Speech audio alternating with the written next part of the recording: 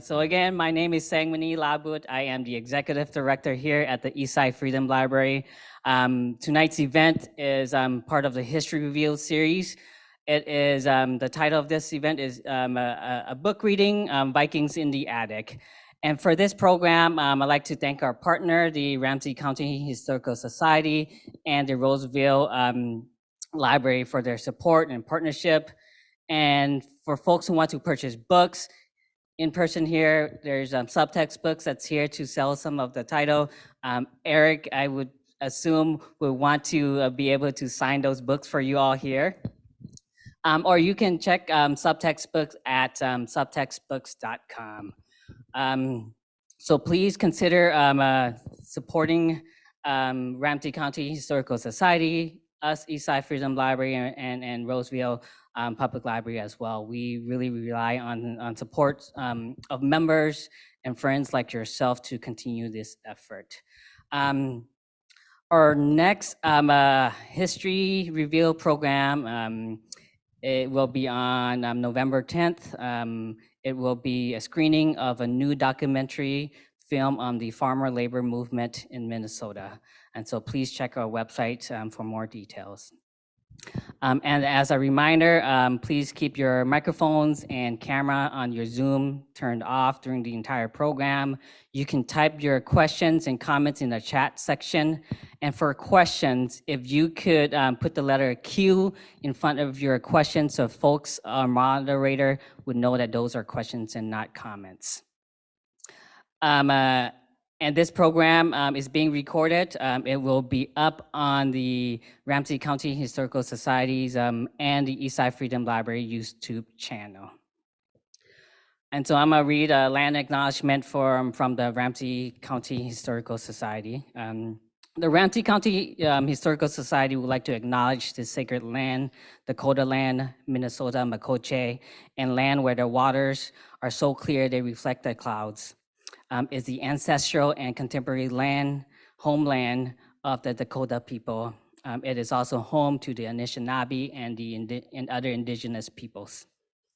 The Ramsey County Historical Society acknowledged that its sites are located on and benefit from the sacred Dakota land. Ramsey County Historical Society is committed to preserving our past, informing our present, and inspiring our future. Part of that is to acknowledge the painful history and current challenges facing Dakota people, just as we celebrate the contribution of Dakota and other indigenous folks. As for our full land acknowledgement statement, please visit the Ramsey County Historical Society website at rchs.com. And so we, at the Eastside Freedom Library and the Ramsey County Historical Society is really committed to presenting these type of stories and history of all in our community.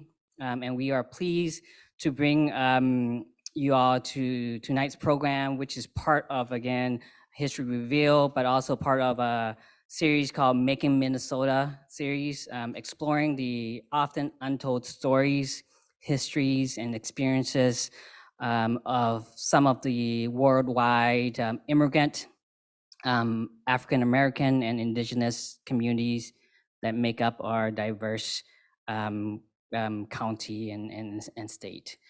And so without further ado, I want to introduce our speaker for tonight. And we are pleased to have Eric Dregni returning. Again, this is your second History Reveal series. And so Eric is the author of 20 books, including a book that he will be reading tonight, Vikings in the Attic, Weird Minnesota, Never Trust a Thin Cook, Let's Go Fishing, For the Love of Cod, and Impossible Road Trip.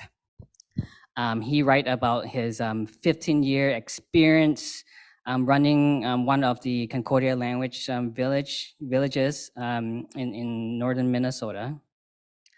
And as a Fulbright fellow to Norway, he survived a dinner of fermented fish.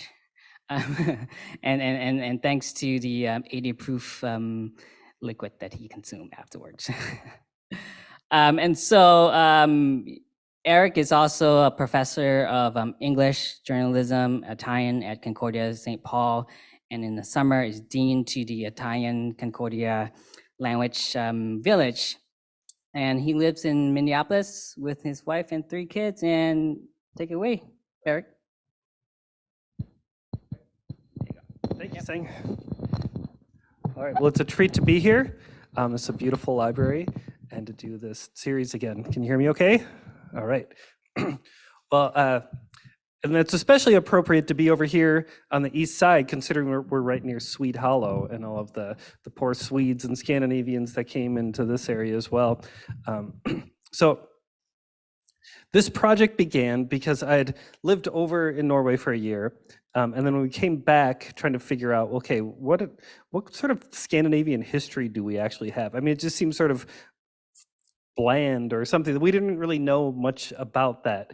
And I talked to the University of Minnesota Press and thought, you know, I should dig into some of these other things that we don't really know about.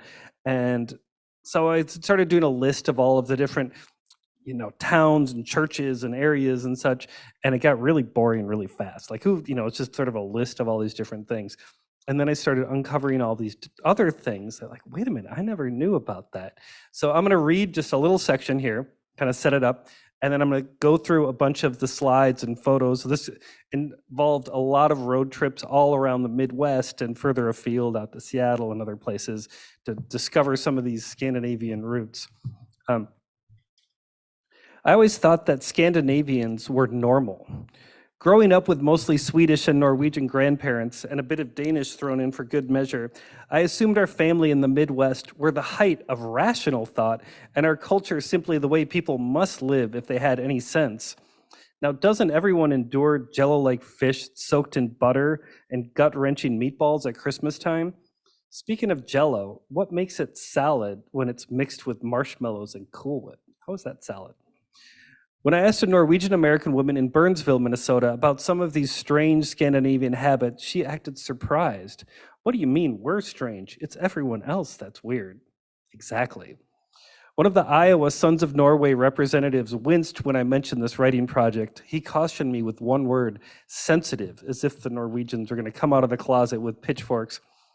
If you feel this way, stop reading now. This is not intended to be outrageous, but this is the book I wished I had had while growing up to shine some light on that dark corner of the closet where we stash our secrets. The topics inside, from curing a cough from turpentine to lice-covered sweaters, are not standard textbook fare and hardly a complete view of Scandinavian influence. Instead, these are the stories that my relatives did not pass on to me. Partially because when I was a vain punk rock teenager, I thought I had a little to learn from my Swedish-American grandmother who collected silver spoons. But also because perhaps my elderly relatives didn't want the younger generation to know the truth.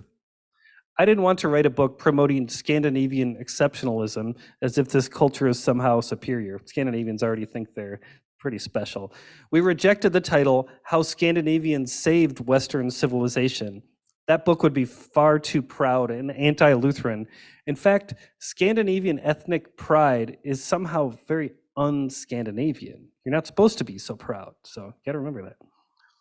I'd often thought that the Scandinavian influence on contemporary life here was watered down, but then we lived in Norway, and the Norwegians spoke about our colony in America, and we are the colonists here.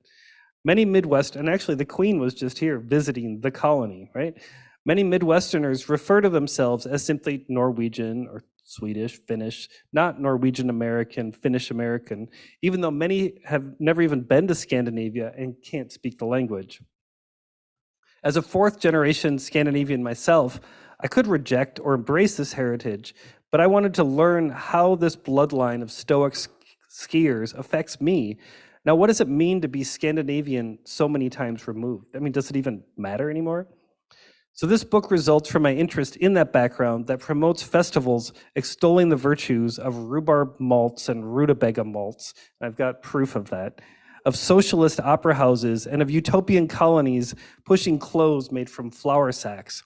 I wanted to find out why these dirt-poor Norwegian settlers scrimped and saved to send their children to Concordia College, to Gustavus, St. Olaf, while they lived in squalid sod houses with snakes slithering through the walls and rain dripping through the roof. After living in Norway for a year, I became aware of its profound, if subtle, influence on the Midwest. Much of it is hard to trace. There is a certain trusting government here. There's a suspicion of flashy style in favor of practical clothes, giant twine balls, I'll show you those too. But other aspects have a direct link, such as the co-op movement, the Farmer Labor Party, and brightly colored decorative painting on oversized statues. When we returned from Norway, we moved into a craftsman bungalow in South Minneapolis and removed the old mail slot. Inside, we discovered an unopened letter from the 1920s still stuck down in that slot, written in Swedish. Our house was built by immigrants from Sweden, influenced by the arts and crafts movement. They spoke Swedish in our house, so just below that surface is the Scandinavian presence.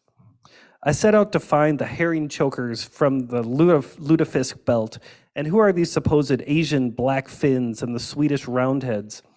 I understood that our history has been rewritten when I visited Swedish relatives in the tiny town of Larv near Göteborg in Sweden. They lugged out a big book that chronicled our family tree back through the centuries. Over coffee with heavy cream and Swedish pastries, we noticed one name was conveniently blotted out and a broken line that disconnected this person from the rest of the family tree. The family genealogist said, "We don't think we're related to him," because he was a bad egg and a rascal who was finally brought in front of a judge for his mischief. On the way out of the courtroom, he actually stole the judge's clothes. "No, we're definitely not related to him," the genealogist insisted, in spite of the direct link to all of him. So Vikings in the Attic is for all of those who think that the Scandinavian history is somehow boring. In reality, it's just been glossed over. My great aunts used to gather for coffee over on the West Bank in Minneapolis. Coffee is the great lubricator. And whenever they switched to speaking Swedish, we knew that some sordid affair had surfaced that the younger generation needn't know. The men, on the other hand, they never said much at all. Just saying, "Yep," speaks volumes. Slowly, though, I learned some of these secrets. I discovered that the farmhouse that we lived in when I was a baby outside the very Norwegian town of Spring Grove, Minnesota, had been the site of a brutal double murder by a smitten local boy who couldn't marry his beloved because the family disapproved of his behavior. Little wonder, right? My parents always wondered about what looked like bullet holes in the ceiling near the nursery right above my crib.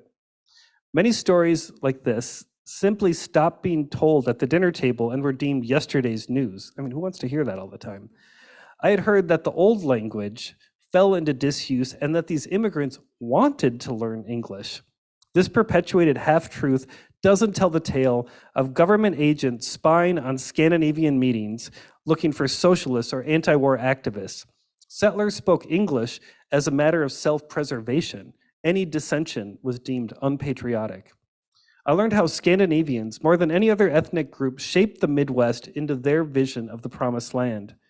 After abject poverty in Scandinavia and a grueling ocean voyage, these hardy immigrants had to band together to survive. They formed cooperatives to stave off the brutal capitalist robber barons. They withstood accusations of unholy rituals with their devilish black books and naked gatherings and sweaty saunas. Most important, they kept their humor and they passed the Jell-O salad. All right, so I'm going to show now some of these images from that I discovered. Okay, actually that first one, let's see, where is that? So this is one of these Viking statues that they have down in Spring Grove. And with all the Viking statues around, you would probably think that the Vikings were actually here in the Midwest. But of course, they weren't. But you better not tell too many people that, because they will. They'll fight you on that. Believe me, I've received many letters. So you go around the Midwest here. So this is down in Andersonville in Chicago. And that water tower has since been spruced up because the Swedes are obsessed with cleanliness. We get other water towers as well. You'll probably recognize the one in the middle there in Lindstrom, Minnesota.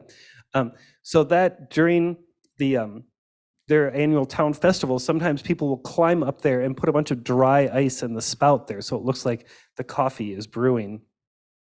Then we have down in Stanton, Iowa, we have a couple more coffee pot water towers, because that's the home of Mrs. Olson from Folgers fame. So they made this water tower for her. But when you drive into Stanton, there's a big sign there that says, "Welcome to Stanton, the little white town," which doesn't sound too good, right? Because it's all Swedes, they're all white. But it's actually because of all of the buildings are all painted white in the town. So when this water tower was deemed too small, they added a second water tower, but they couldn't do another coffee pot, so they have a coffee cup water tower. Oh goodness, what's going on here? Okay, so then we have a bunch of the troll statues that we have around. We have, and anytime you see a Zamboni ice resurfacer, you can thank a Norwegian figure skater. So Zambonis, I found out, were made down in Southern California, not in Canada, not in Minnesota. So Sonja Henie, after she won all her Olympic medals, she went down to Southern California, met Frank Zamboni, and told him, "Sell me that thing," that he called the thingamajig, that's made on an old Willys Jeep frame.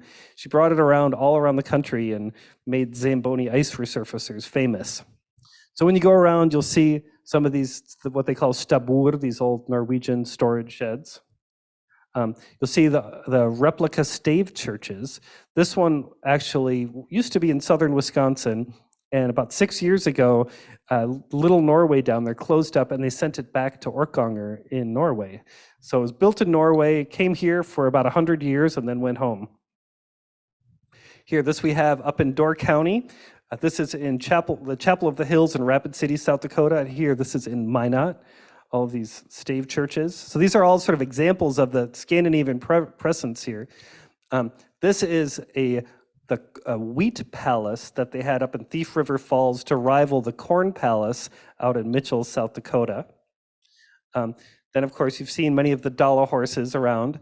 So this is the one over in Minot. We have one in Mora, Minnesota. There's a 50-foot tall one over in Mora, Sweden. And then we have St. Urho. St. Urho is a Finnish saint that was sort of invented or created up in northern Minnesota who chased the grasshoppers out of Finland to save the grape crop and the wine crop, supposedly. That's how the story goes. And now they're just starting to hear about this back in Finland. So we have a whole different culture here that they don't have back in Scandinavia. For example, the twine ball out in Darwin, Minnesota, this was created by Francis Johnson. He spent 29 years of his life gathering twine and winding this ball. I'm very proud of his Swedish background. Painted the entire side of a barn as the Swedish flag. Meanwhile, all the other neighbors just thought he was kind of crazy doing all of this. And now it even has its own mailbox, and Weird Al Yankovic wrote a song about it. So going through some of the other things, because many of the Scandinavian traits of our area have been sort of dissipated over time. And I think if in Minnesota, for example, if you have one ethnic, the largest ethnic group in Minnesota is, of course, the Germans, right? But then when World War I broke out, suddenly no one was German anymore, okay? And the Scandinavians were also viewed as suspicious and all of that. And I'll talk a little bit more about that. But if you put all the Scandinavians together as one group, they actually outnumber the Germans. And you think with all of these Scandinavians around, how come there are essentially no Scandinavian restaurants? And there's Norske Nook in Wisconsin. There's a couple others that I can think of. But really, it's mostly, Italian food, Mexican food, Thai food, all this other kinds of food, right? But Scandinavian food, it's basically non-existent. And this is why. Like, who would come up with the idea of rutabaga malts, right? Only the Danes, actually in this case, up in Askov. And then we have lefse, which of course is delicious. Now, lefse, I learned there's a little bit more to the background here. So in Norway, sometimes they don't even make lefse with potatoes. But here in the Midwest, it's always made with potatoes. And during World War I, this is a storefront in St. Paul that talked about how you need to eat your potatoes, because eating potatoes was a patriotic act. In fact, it said every potato is a bullet fired point blank at a made in Germany piece, right? So in other words, eat your potatoes to kill Germans, because if you ate potatoes, you weren't eating wheat, because that flour could be sent over to the front and wouldn't spoil, whereas potatoes would spoil by the time they made it over there. So you didn't want to waste any food as we went through. So looking back too, so some of the traditions that have since been lost back in Scandinavia have been preserved here. So I went through some of these old cookbooks, and a lot of the things are simply gone. But some of them, for example, Swedish egg coffee. So this is coffee that you mix an egg into the grounds, that this has been preserved here, whereas the Swedes basically don't know about it anymore. So in the summer, as Sang mentioned, I run one of the language villages. There's also a Swedish language village. When those Swedes come over in the summer, I ask them, well, do you make egg coffee? Does your grandma make egg coffee? They've never even heard of it at this point. So a lot of these traditions and some of the dialects have been preserved here in the Midwest, and they're gone elsewhere. And so I can't overemphasize how much coffee is important to the Scandinavian cultures. So when we talk, I usually think, the Italians and the French, they're the ones who are drinking all the coffee, right, with their beautiful cafes and espresso and all of that. Actually, the number one drinkers of coffee are the Finns, and it's about double what the French and the Italians drink. And the Finns followed shortly after by the other Scandinavians. So they drink so much, maybe because it's dark all the time in the winter and they need something to keep themselves awake. So this big coffee pot, it's like the coffee pot water tower, as I pointed out, is up in Washington Island. So it's the very tip of Door County. You take a ferry across to see this, and it's actually on wheels, and they used to bring it in the town festival.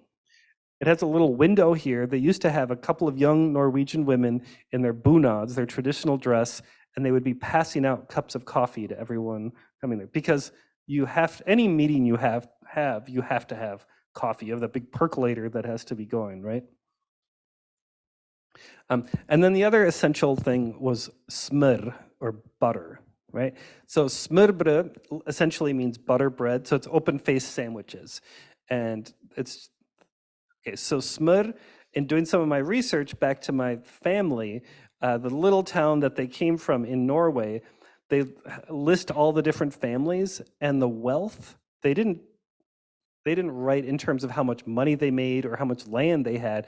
They talked in terms of the smørskatt, which is the butter tax. So how much butter tax they paid each year. So how much butter they had was how wealthy they were. And there's actually, about 6-7 years ago, there was a big butter shortage back in Norway. And so they were looking desperately for butter because you need it for all your cookies and everything around Christmas time. So they asked Sweden, okay, well, can you give us some butter? The Swedes wouldn't do it. They wouldn't give up any butter. Finally, the Danes, who have all their farms down there, gave them some butter. And I've actually heard now in Minnesota, there's a little bit of a cream butter shortage as well. So we're in trouble here as well. Okay, and they brought this tradition, this love of butter over here to Minnesota, because at the Minnesota State Fair every year, we have the dairy princesses from the different regions of the state that go down to Falcon Heights near St. Paul, and they sit there in a big cooler and they have their head sculpted in butter, right? And here this is Princess K of the Milky Way holding a tray of butter with her dress made out of butter labels, right? And I heard after the state fair what they do with that giant bust of butter. Each one of the dairy princesses gets to take it home with them. Okay, because what else are you going to do with it, right? And they put it in their fridge, and then during the course of the year, they kind of carve away at their head and eat more of their ears and their nose. So some of these other recipes that we since don't really eat so much, like salt cod, this dried cod, you can still find this at certain Scandinavian places, but it's really not a staple as it used to be. This used to be, if all of the other food wouldn't come through, you would have your salt cod that you would soak overnight and then have a nice fish dinner the next day. because it keeps essentially indefinitely. But now with refrigeration and other ways of preserving food, we don't need to do that. We can have fresh fish or frozen fish. But a lot of the fishing tradition has kept up. So a lot of the Scandinavians came here because of all of the lakes. And so they would start fishing, especially commercial fishing operations up on Lake Superior. So this is the Norwegian fishermen on the Great Lakes netting fish. But you go up there now, and there are very few of these fish shops around anymore. There are some, but really there used to be tons of smoke shops where they would smoke the fish and you would get them fresh out of it. I did find one though up in Door County, up in Washington Island, very Scandinavian area, and they talked about this was the restaurant here. So the fisherman owned this restaurant. He would go out fishing each day and then bring the catch back and serve it up for dinner. And so I asked, well, what's up with the lawyers thing? And he pointed that's what this painting of the fish is on the window. In Minnesota, I realized this is what we call eel pout or burbot, and it's sort of a freshwater cod. And I asked, well, why in Wisconsin do you call them lawyers? And they said, well, they're ugly bottom-feeding fish, and they have a very small heart close to its anus. So that was the whole thing there. I mean, it being Wisconsin. And so one of the things that they do over in Wisconsin and on Lake Michigan that we don't do so much here in Minnesota is they don't have, I mean, we have mostly fish fries, right, on Friday evening.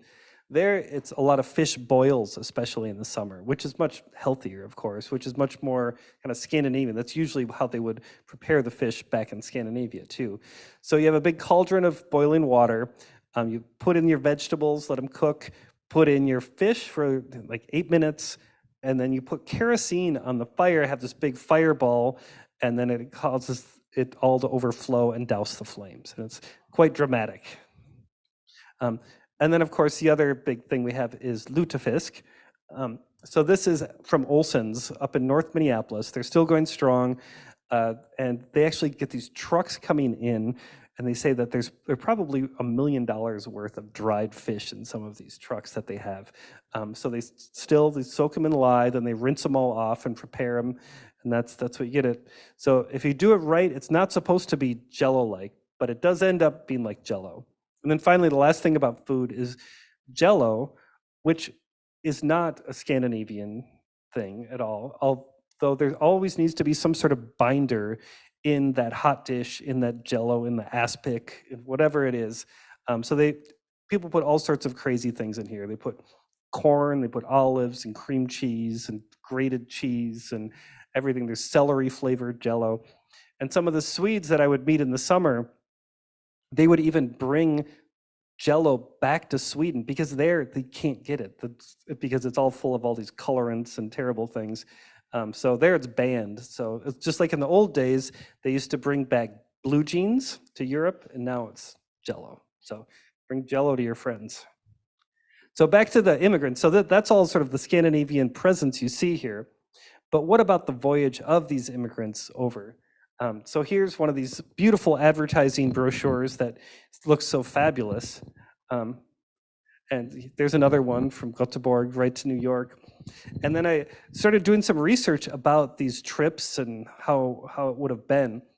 And one of the letters that this fellow wrote back to his friends back in Scandinavia said, on this trip, you would have to search long and hard to find such a blasphemous brood of vipers as on the boat. They were all rejects, foul language and cheating all day long. Steerage became a regular brothel. People gambled their clothes away and fistfights ensued. We had 4 prostitutes and at least 5 thieves. 1 thief stole from the next. So not exactly a glowing trip of this cruise line, right? And the earliest immigrants that came over had to bring all of their own food. So resmat för en person is travel food for one person. So they would have to bring this all with them. And of course, they have their smør, so their butter, and their kaffe. Right? You have to have those things, otherwise you can't survive without that. So when they got here, so this is a little immigrant house that they moved down to the state fairgrounds. I just love this how the chimney conveniently goes on the other side of the window there. When they got, there were sort of certain towns that became very Scandinavian because they would want to go where other people would speak their language, of course.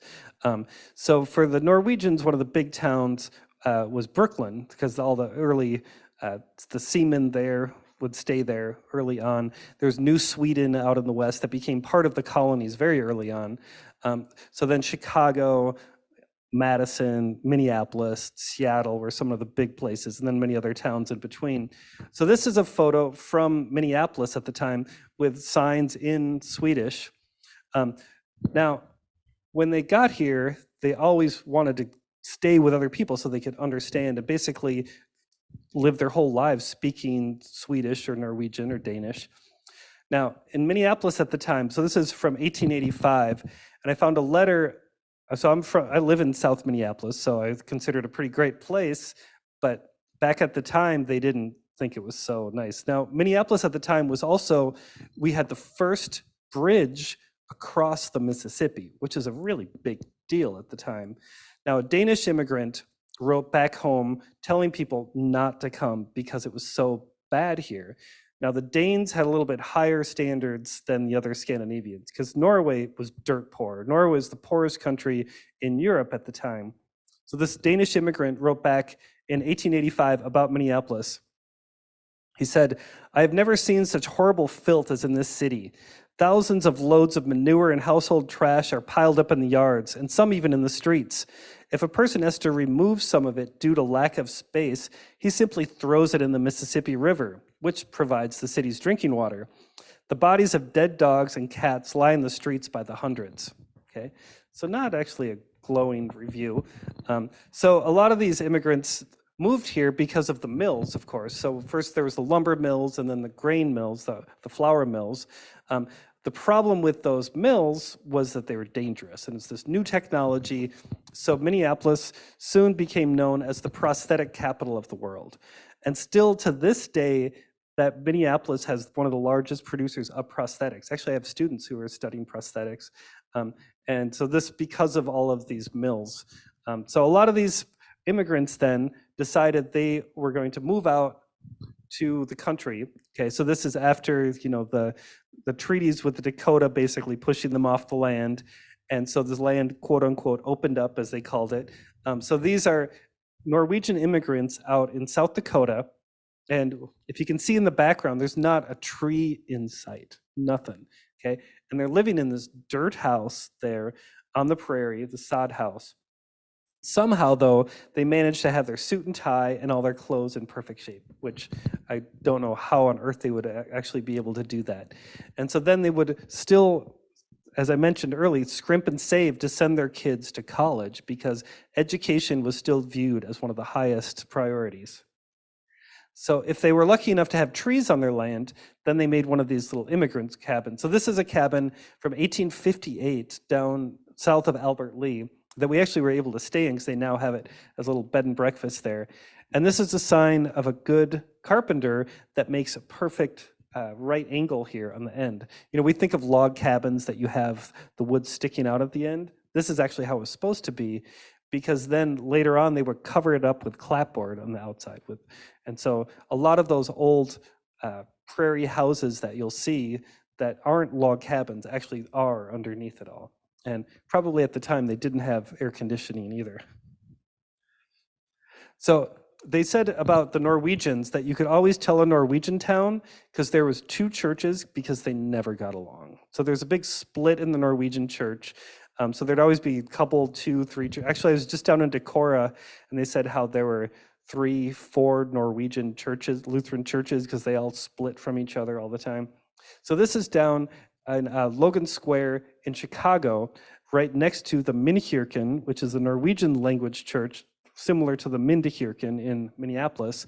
This is a Norwegian Baptist church, which is rather unusual. So when they would build a church out on the prairie, they'd never heard of tornadoes and all these. So this is what could happen if they weren't properly cemented in. The Finns, on the other hand, the first building they would always build would be the sauna. So this is the oldest sauna in Minnesota, 1868, out just near Cokato, Minnesota. So the reason they built the sauna first is because this is where they would get clean. And so this is, and then from there, they would build the other outbuildings around. Now, the saunas, most of the houses didn't really have indoor plumbing. There were the public baths, and there were the family saunas. This family sauna is still there up in Duluth. You can still see it. There's the famous sauna up in Ely, Minnesota. Like if you go up on the trail and you're in the Boundary Waters, you can go there afterwards. Now, here, this is in Annandale, Minnesota. So a lot of the other people didn't know what to make of these fins. You know, like, oh, they're naked and they have these birch boughs that they're beating themselves with to get the blood pumping. So I found, they talked about the black fins. And so I was like, what is this? Because they used to take the ash, because ash is actually very clean. It's one of the cleanest things. And they would wipe down their body with ash. So one of the things from the WPA Guide to Minnesota, it talked about the fins and how everybody was very nervous about them. And it said, a suspicious farmer accused the fins of practicing magic and of worshiping pagan deities. Entire families, he claimed, wrapped themselves in white sheets and retreated to a small square building set apart from the dwellings and worshiped their gods, calling upon them to bring rain and wrath and good harvest to fins and wrath down upon their neighbors. So even this one, they think of that it's all like witchcraft that they're doing. Like, what is this strange habit? Now, at the same time, we hear, okay, all of the, with the Finns and many others, when they were coming to the New World here to escape all of the old wars back in Europe that were just constant. I mean, look what's going on there now. It's just constant, all these old wars. They wanted to just come and live a normal life, farm and do whatever they had to do. So when World War I then broke out, people, you know, and they started the draft, people thought, wait, there's no way I'm going back there, especially after that ocean voyage. I'm not going back there to fight, no chance. So Minnesota, they set up this Minnesota Commission of Public Safety, which all sounds all well and fine, but they were given near dictatorial powers to go and round up anybody they wanted, just like Putin's doing right now in Russia, like going and giving all these draft notices. That's what they would do in Minnesota. And so many people, we always hear about the heroes, supposed heroes that went and fought or died and all these memorials. But many of the people just simply disappeared out into the woods and just tried to escape all of this. So habeas corpus was gone. If you were suspected at all, you would be locked up, right? So it was a very, very dangerous time to be a protester against any sort of war, okay? Up in Duluth, they had the Americanization Committee. So we have this idea that all of these immigrants came over and that they wanted to become American. The reason we think that is because they eventually did become American, but many of them wanted to hold on to their culture, their old language. They had no, I mean, it was fine here, like English, okay, they could use it as sort of a trade language, but they had no reason to give up their old language.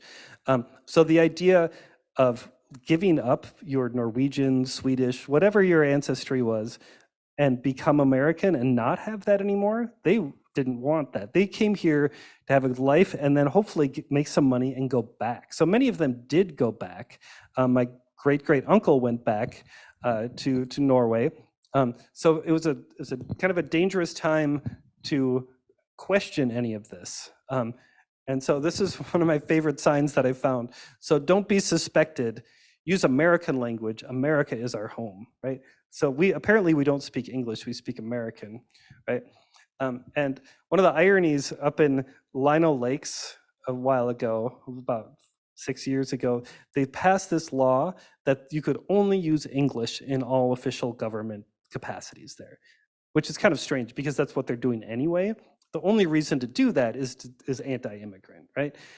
Ironically, between Lino Lakes and Lindstrom and down to Stillwater, they called that the Swedish socialist triangle because it's the largest capacity of Swedes that we have in the entire country. And so up until, I mean, you still go there. I mean, when I have friends out there and their parents often will speak Swedish still in that area.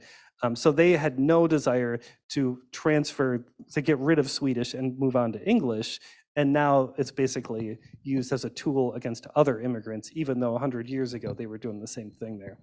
So with this, so my grandfather, for example, he grew up in South Minneapolis, and he only spoke, well, his mother is Swedish, his father is Norwegian, and so he spoke kind of a mixture of the languages.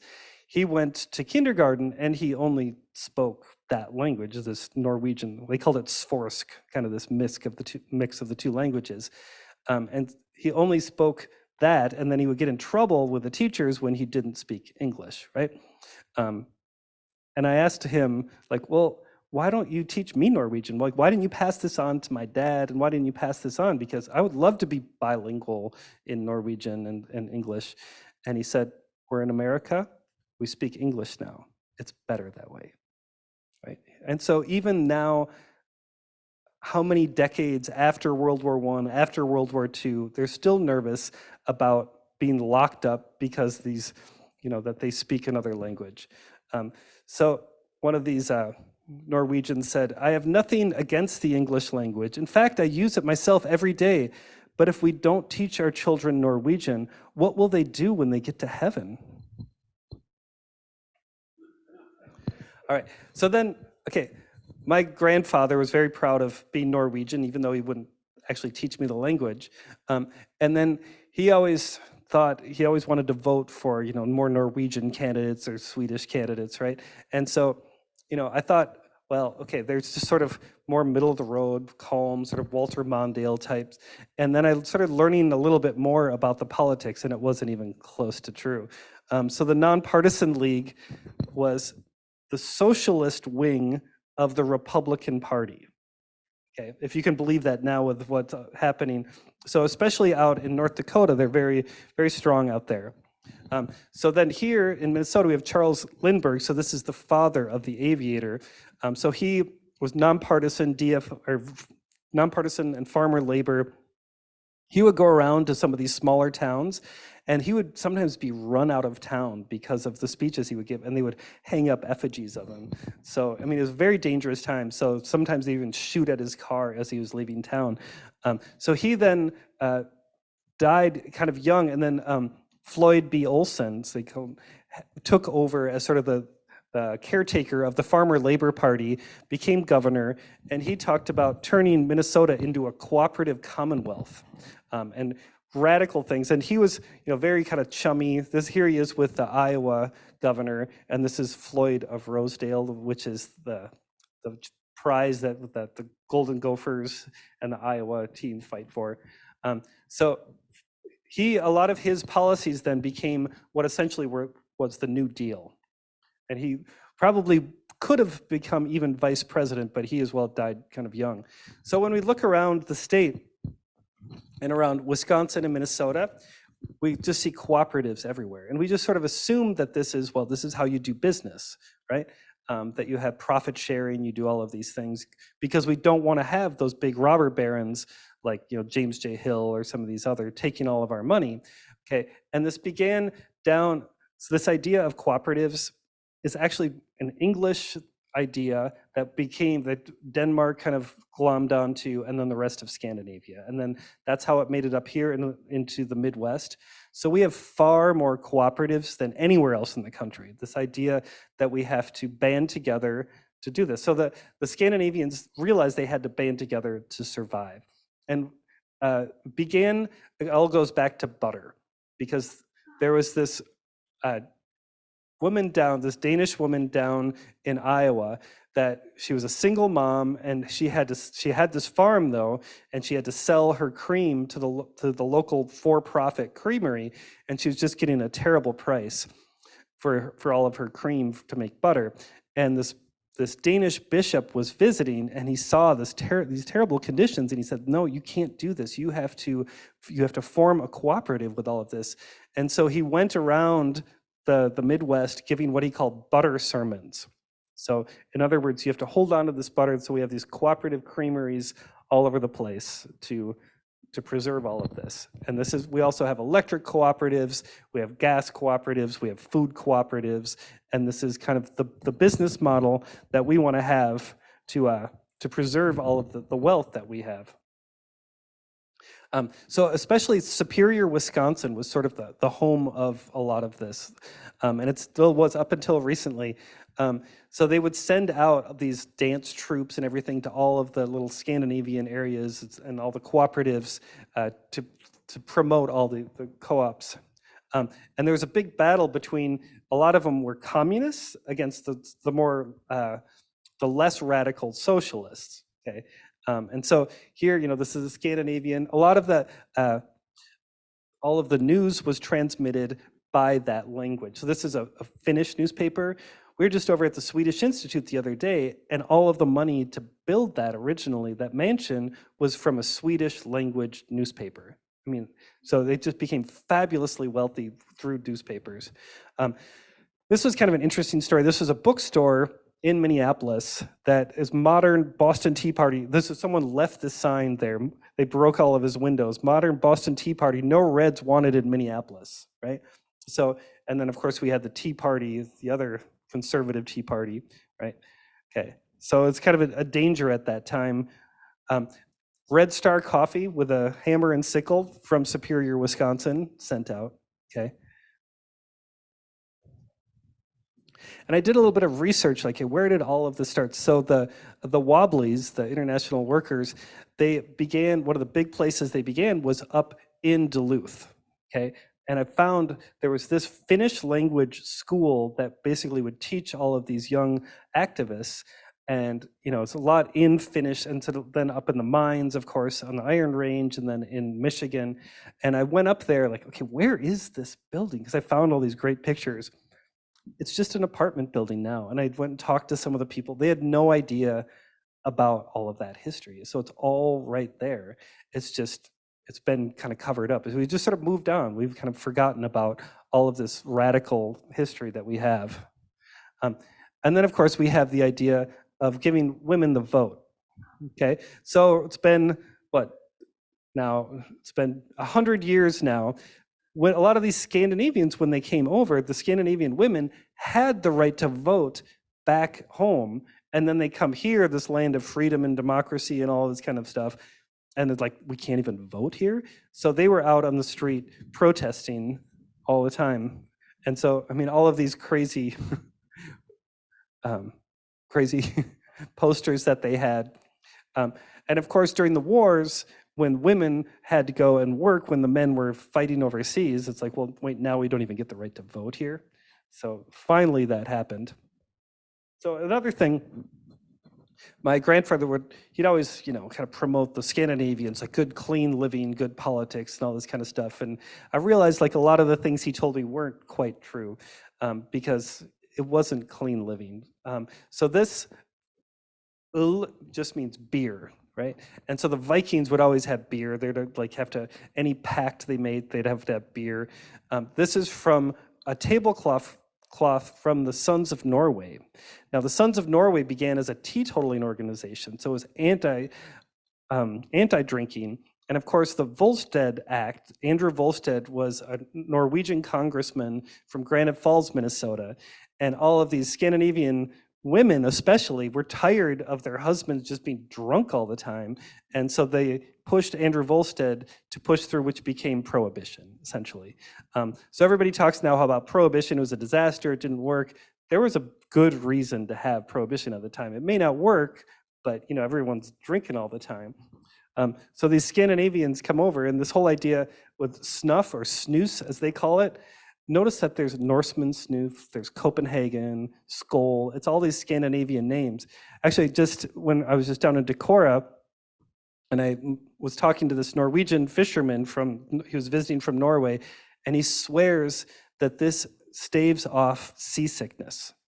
Okay, which I can't believe because it makes me kind of sick, but it's like, oh, you have to have this. So snus became synonymous with all the crazy wildness of these Scandinavians. So this is Snus Avenue, this is Snus Boulevard in Minneapolis. Okay, so this is Cedar Avenue, okay, Dania Hall, and all the bars and everything.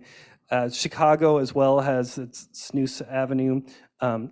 Seattle had Snus Junction, so there's all of these different areas that was basically associated with that. And even, where's my good quote that I have? James J. Hill said, so James J. Hill, who built all the railroads, said, "Give me Swede snuff and whiskey, and I'll build a railroad through hell." So just as they had all of the snooze and all the craziness and the wildness, there was also the temperance movement. So I mentioned the Volstead Act came into play.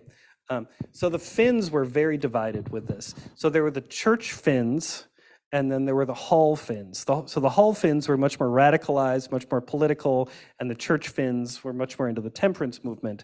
Or they talked about the holy Finns versus the happy Finns. So this is Temperance Corner, kind of out near where the sauna is.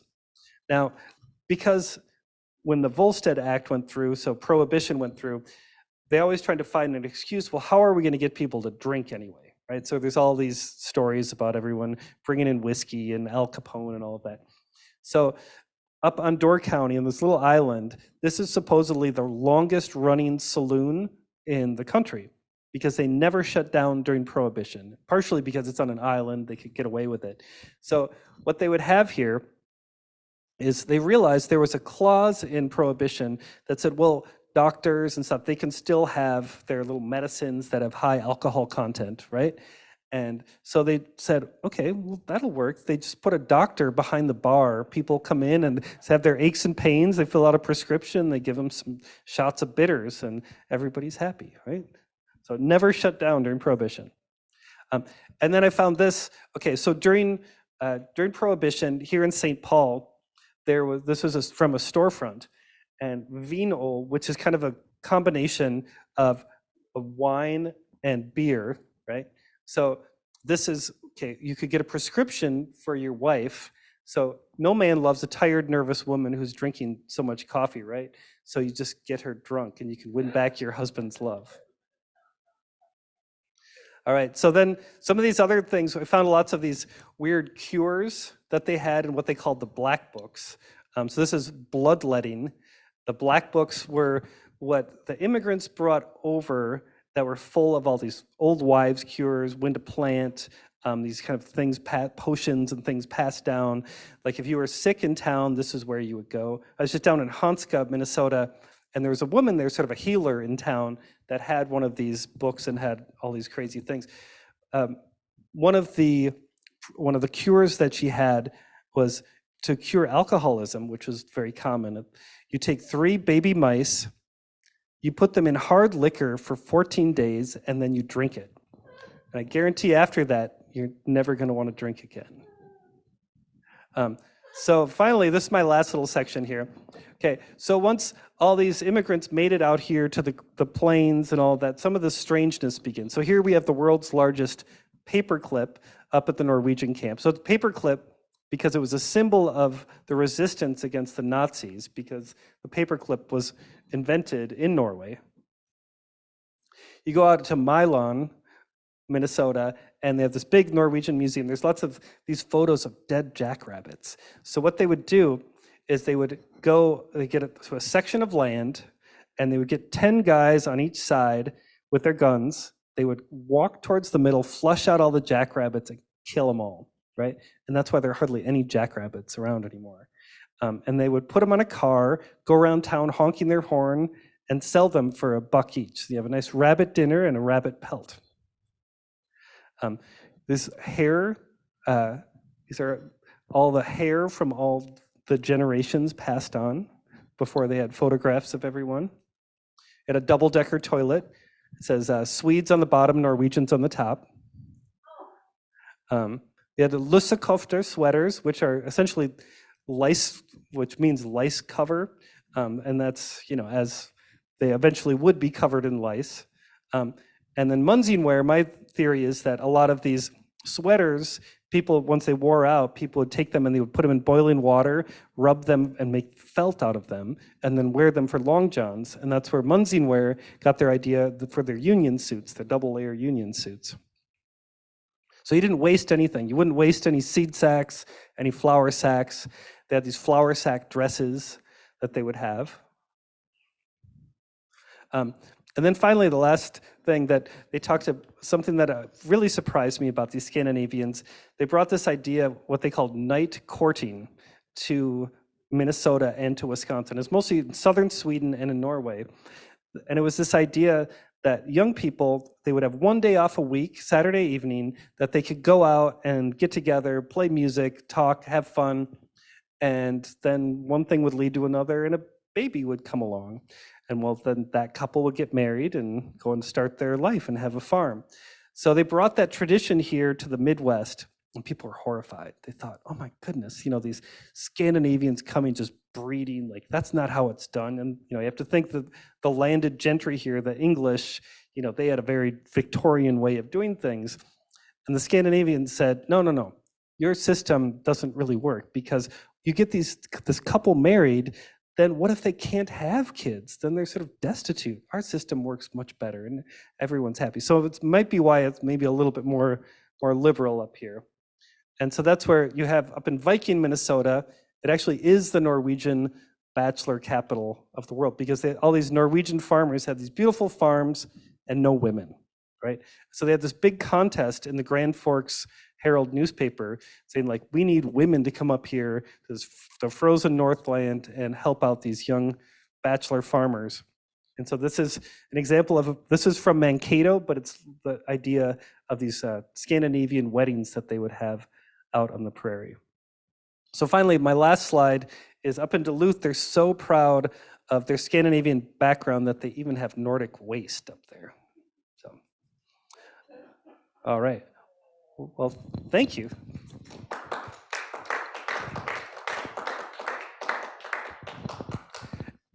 And were there questions? Is there time for questions, or are we all out of time now? Which is fine. Yeah, we can have questions. Is there any online questions, Bailey? We can take questions from the audience here. Anybody? No questions. No. All right. Well, Well, good. That means I'm right. I won. Yeah. Well, I do have a couple of questions. we have a question. Maybe if I can ask one first, Okay. Since I have the mic. Those are amazing photographs. So as part of your research, I'm assuming you did some archival research in that, and then could you kind of talk about your experience doing that archival research, getting those photographs, where I think maybe some of our audience member might be interested in doing additional work on that? Yeah. Well, so a lot of the photos I just took myself, some of the color photos. The archival ones, though, the Minnesota Historical Society, of course, has a great, amazing collection, and they put at least half of their collection up online, so you can see those that way. But I found too, so many of the county or the town historical societies that you go to, that people see that little museum and they never go to, they have actually amazing collections and bizarre things that you would never expect. Like up in Thief River Falls, they have the Pembina, I don't forget the name of the county up there. It's not Pembina, it's another one up there Pennington or something. No, I think Thief River Falls is Pennington or something. Anyway, so they have a great, like all these little historical museums and all these kind of oddities that you find in there. Yeah, so as a researcher myself, I spent days in the archives. And is there any, you mentioned some oddity stuff. Could you name maybe like a couple of things that you found that was really surprising? Yeah, all of this. No, I mean, the thing that really surprised me was those black books, that there are only 3 of those that made it, that they know of, that made it to Minnesota. And these black books, the church condemned. They said, you don't want, this is all the devil's work. They call them the devil's books. And the only way that you can get rid of these books, according to the church, was you had to write your name in blood in the book, and then put it literally under the church or under the altar in the church. And so when they've been doing excavations back in Norway, in some of the churches, they find like stashes of these black books here. So the only one, there's one down in Hanska, there's one down in Northfield at Naha, and there's one somewhere else in Minnesota. But those are the only ones I know of. Great. We have a couple of questions from the Zoom audience. First question is from Nick. Can you talk more about the temperance movement, the religious connotations, and what it comes from, or where it comes from? Yeah, I mean, I don't know that much about the temperance movement, but I mean, it was okay. So Andrew Volstead was one of the big proponents of it, as I mentioned, and so the the women, the Scandinavian women, among others, were just very vocal and very loud about. I mean, then they essentially wanted three things. They wanted the temperance movement, so they wanted prohibition. They were anti-war, so they didn't want the U.S. involved in all of these things. And the third one is they wanted the right to vote. So those were the three big issues. I mean, and so people think, I just find it interesting with prohibition. Everyone's like, oh, it was a disaster. It didn't work. And it's like, but I mean, there's the story about this woman going into a bar with an axe and smashing up all the bottles because she was tired of her husband coming drunk all the time. So there are a lot of stories like that of just, because people thought, oh, well, I can't drink the water because the water will make you sick. So I have to drink whiskey, or beer. Bailey, did you want to ask your question? Okay, wonderful. The next one is questions from Kristen. Can you talk about the relationship that the Scandinavian immigrants had with the indigenous people in the area where they moved into? Yeah, no, so that's an interesting, because I have a whole chapter in the book about, okay, there's up in Alexandria, Minnesota, they have the Kensington Runestone, and of course, there's lots of talk, people, and in my opinion, it became sort of this marker of the Scandinavians wanted it to be like, okay, well, we were here 1362, that there was someone already here. So in other words, we're just coming back, right? And so there was that whole idea. Personally, I loved this idea that it could be actually valid, but all the historians say like, no, it was made up basically is this thing. So I mean, there was this idea of like, okay, well, they're just coming in, they're poor immigrants, but well, who's being kicked off the land too? So I mean, it was definitely not an easy relationship, to say the least. And briefly, in one of your slide, you mentioned some of the new federal laws that have opened up new land for immigrants. Yeah, that's how they refer to it, right? Sure. Yeah. Like new lands, right? Yep. And so Open new land. It's all for, well, and the Homestead Act, 1862. So as long as you stayed on that land for 5 years and improved it, it was yours. Right. so the next question is, how did you become a professor of Italian? Oh, Italian. Well, growing up in Minnesota, I wanted to go somewhere warm. So I was an exchange student over in Italy for a year. Highly recommended. Send people abroad for a year, and loved it. Right. Especially after, but I've come back to Minnesota, so I lived over there for almost 5 years total, and yeah. Wonderful. And Bailey.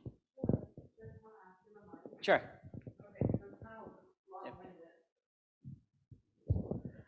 Okay, so you showed us that picture of those like women's like votes for women sign, and they referenced like crazy people and like said like, oh, that's not chivalrous, like you need to like consider all of us people. And then you also mentioned that like they were really into prosthetics and like kind of like to be so willing to adapt disabled bodies to the world, or like make changes in the world for disabled people. Was that something that was like particularly strong in Scandinavian culture? Have you seen other remnants of like kind of a bigger acceptance than like Victorian traditions and like that side of Western Europe? I don't know, like with the prosthetics in Scandinavia, I don't know about that at all. I just know, in Minneapolis, it sort of became de facto by fault that we all of a sudden needed all of these prosthetics here. Sure. Because people were losing limbs, right? And actually, it's kind of an interesting. Charles Lindbergh, the aviator's grandfather lost a limb, and there's like this whole section about him losing a limb. It's really kind of sad, right? But as far as the accepting, so I don't know that I really answered your question though. I guess like perhaps it was just because they came from working class backgrounds, so that was like everybody had problems, or like everybody was already a degenerate per se in the eyes of larger society. But I'm just wondering, like, do you think there was in Scandinavian culture a greater culture of acceptance when it comes to disabled people or sick people or crazy people? I want to say yes, but I have no No. reason. I don't know. Okay. I don't know. I mean that one slide with the women there. What they were saying was that okay, we let all these other people vote, but we don't let women vote. Right. Okay. I got you. Yeah. So why don't we let women vote? And it's like people said, well, it doubles the crazy vote. And it's like, well, what does that mean? Like, who's it's already people. So. Got you. Well, thank you. Yeah. Thanks. Yeah. Any other questions from the in-person audience? None at all. Yes. I was wondering if the woman who just spoke was also wondering if a stronger sense of feminism arose out of the Scandinavian culture. I believe you said they already had the vote.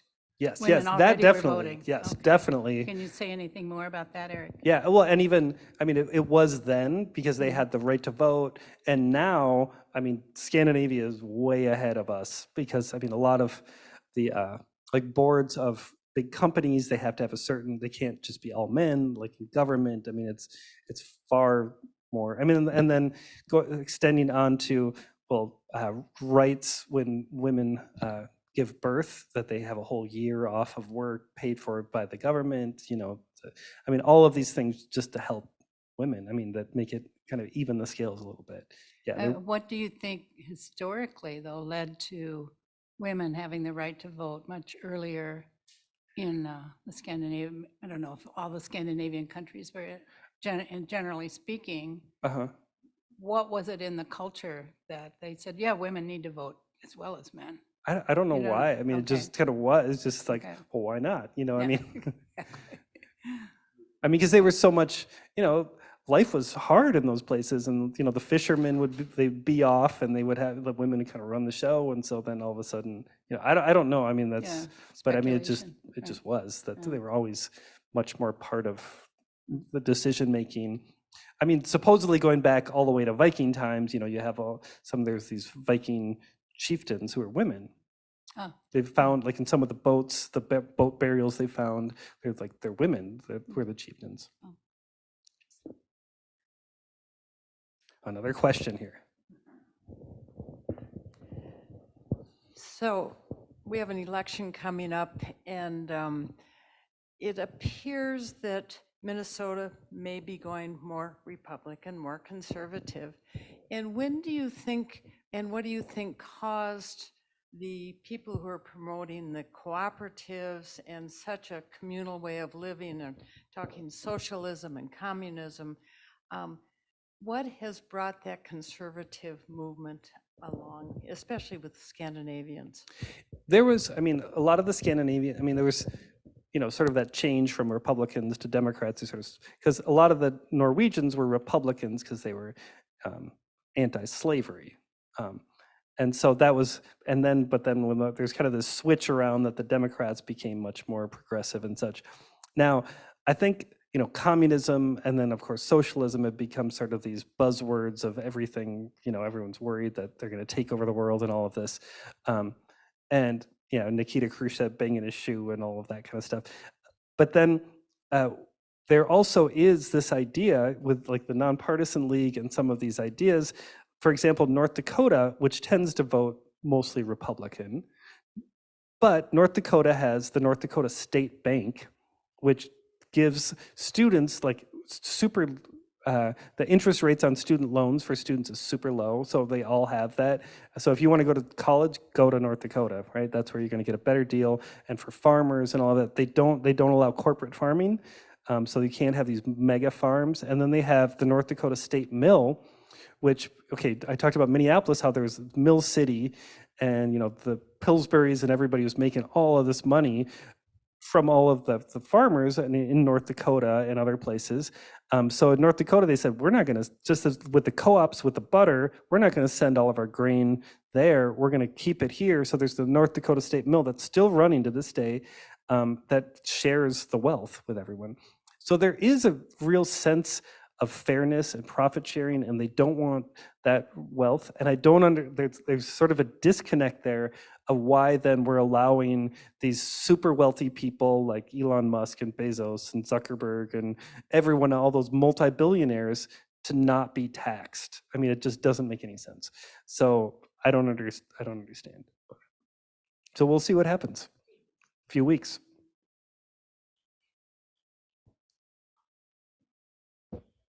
Well, thank you. Yeah, thank you. Thank you, Eric. And so if you all can give a round of applause for Eric, and thanks for your presentation tonight.